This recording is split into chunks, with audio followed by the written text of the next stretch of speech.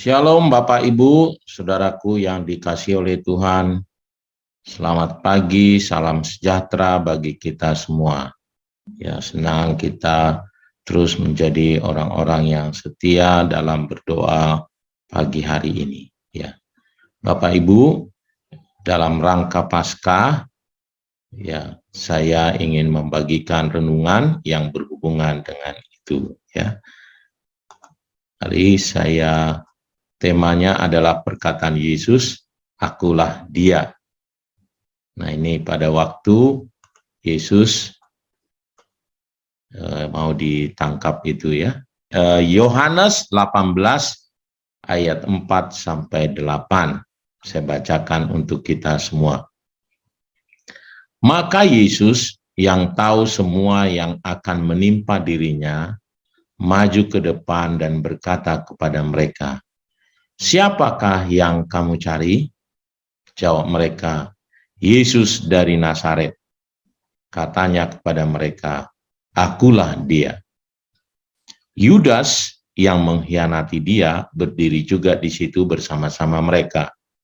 Ketika ia berkata kepada mereka, "Akulah dia," mundurlah mereka dan jatuh ke tanah. Maka ia bertanya pula, "Siapakah yang kamu cari?" Kata mereka, "Yesus dari Nazaret." Jawab Yesus, "Telah kukatakan kepadamu, akulah dia. Jika aku yang kamu cari, biarkanlah mereka ini pergi."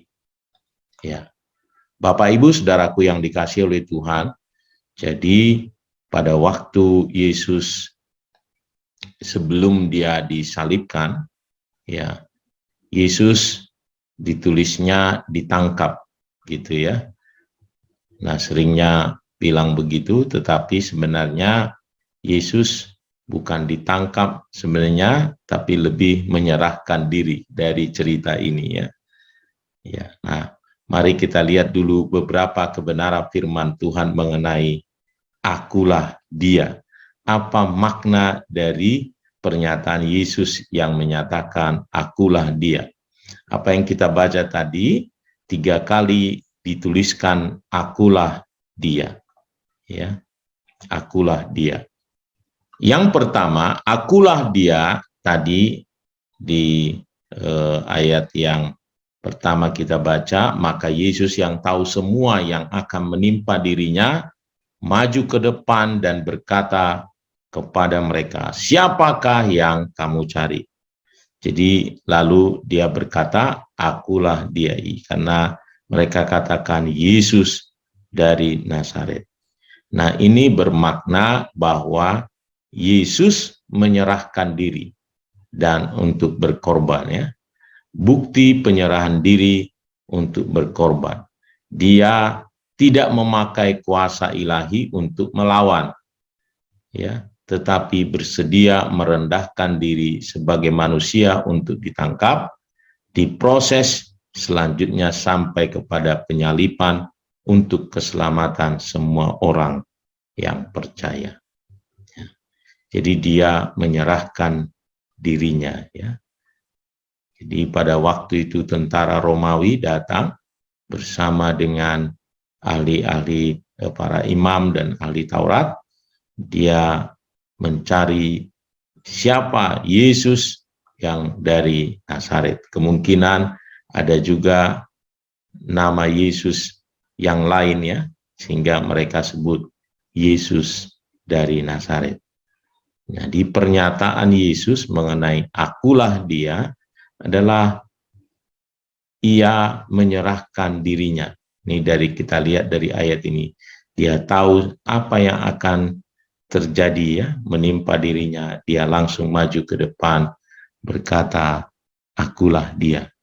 Nah, ini sesuai dengan firman Tuhan di 1 Timotius 2 ayat 6 yang telah menyerahkan dirinya sebagai tebusan bagi semua manusia. Ya.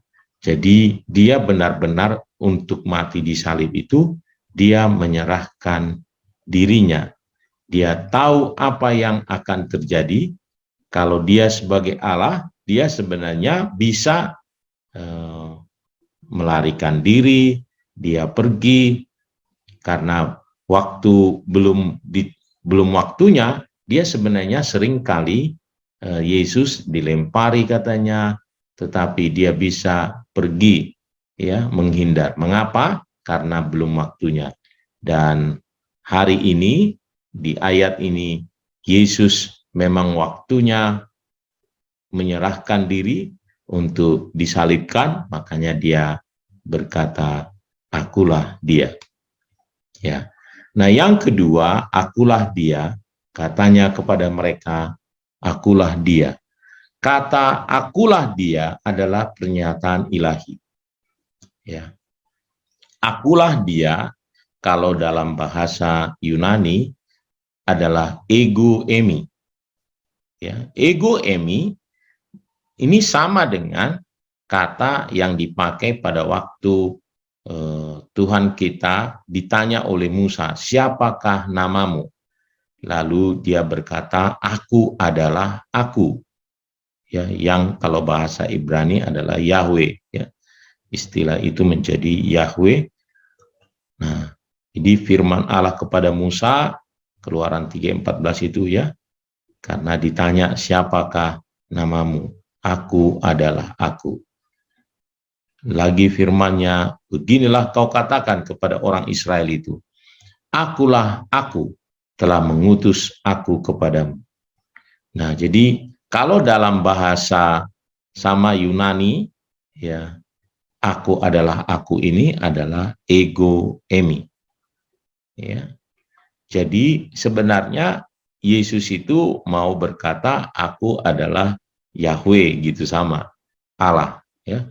Itu sebabnya ketika Yesus berkata demikian, mereka perkataannya itu mengandung kuasa, ya.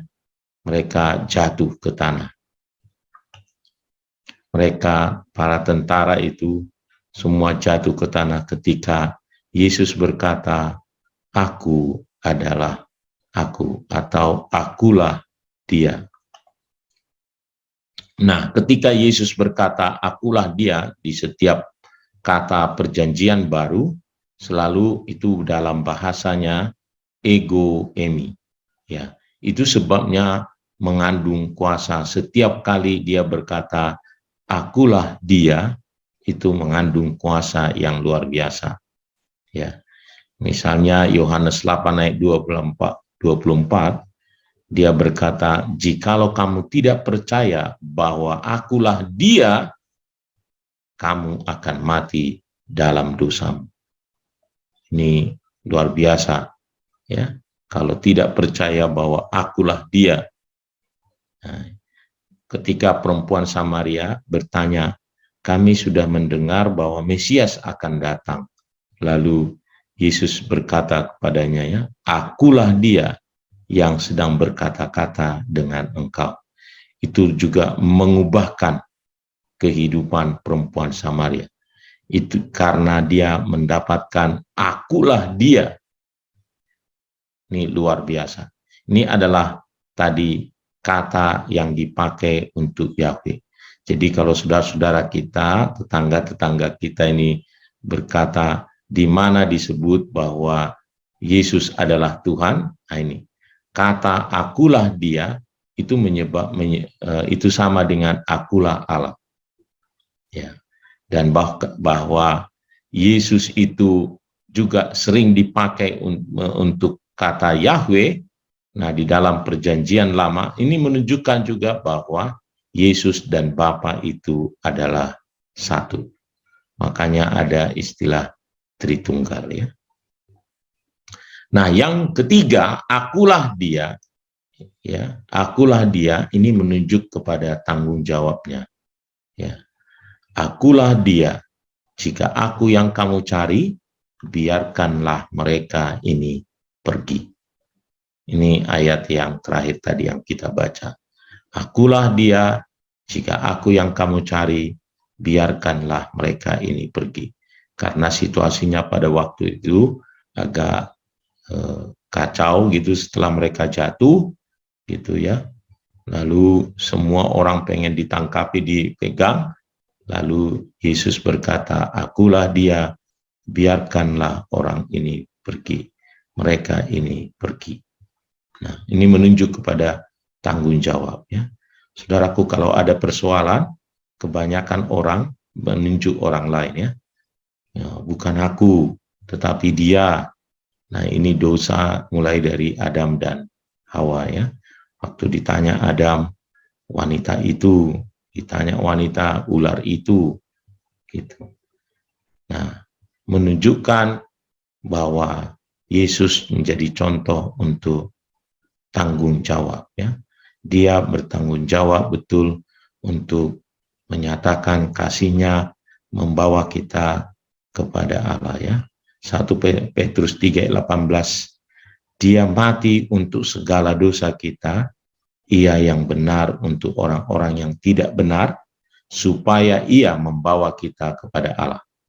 Ia yang telah dibunuh dalam keadaannya sebagai manusia, tetapi yang telah dibangkitkan menurut Roh. Jadi ada tiga kali ditulis akulah dia. Saya coba renungkan, ada 3 makna dari akulah dia yang Tuhan katakan itu.